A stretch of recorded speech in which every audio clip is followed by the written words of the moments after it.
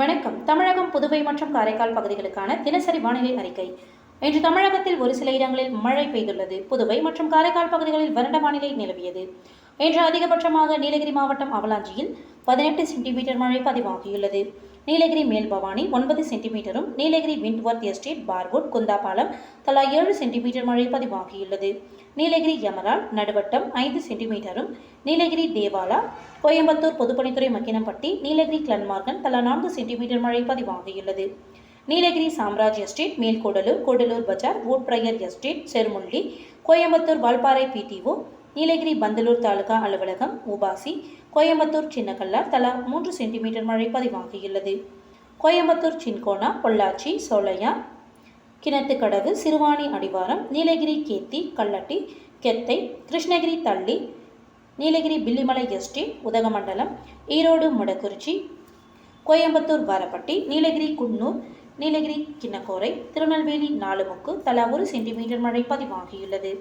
இன்று அதிகபட்ச வெப்பநிலை மதுரை விமான நிலையத்தில் 40.2 டிகிரி செல்சியஸாகவும், குறைந்தபட்ச வெப்பநிலை ஈரோட்டில் 19.8 டிகிரி செல்சியஸாகவும் பதிவாகியுள்ளது.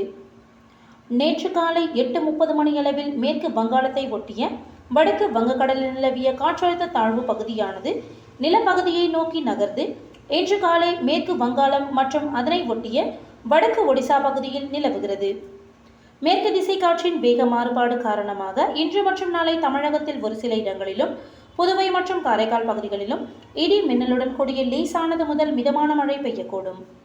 மேலும் வலுவான தரைக்காற்றானது 30 - 40 கிலோமீட்டர் வேகத்தில் வீசக்கூடும். நீலகிரி மற்றும் கோயம்புத்தூர் மாவட்ட மலைப்பகுதிகளில் ஓரிரு இடங்களில் கனமழை பெய்ய வாய்ப்புள்ளது. சென்னையை பொறுத்தவரை அடுத்த 48 மணி நேரத்திற்கு வானம் ஓரளவு மேகமூட்டத்துடன் காணப்படும். நகரின் ஒரு சில பகுதிகளில் இடி மின்னலுடன் கூடிய லேசான மழை பெய்ய வாய்ப்புள்ளது. அதிகபட்ச வெப்பநிலை 36 டிகிரி செல்சியஸை ஒட்டியும், குறைந்தபட்ச வெப்பநிலை 28 டிகிரி செல்சியஸை ஒட்டியும் இருக்கக்கூடும். மீனவர்களுக்கான எச்சரிக்கை. தமிழக கடலோர பகுதிகள். இன்று முதல் 31ஆம் தேதி வரை மன்னார் வளைகுடா மற்றும் அதனை ஒட்டிய தென் தமிழக கடலோர பகுதிகள் மற்றும் குமரி கடல் பகுதிகளில் சூறாவளி காற்று மணிக்கு 45 முதல் 55 கிலோமீட்டர் வேகத்திலும், இடையிடையே 65 கிலோமீட்டர் வேகத்திலும் வீசக்கூடும். வங்கக்கடல் பகுதிகள்.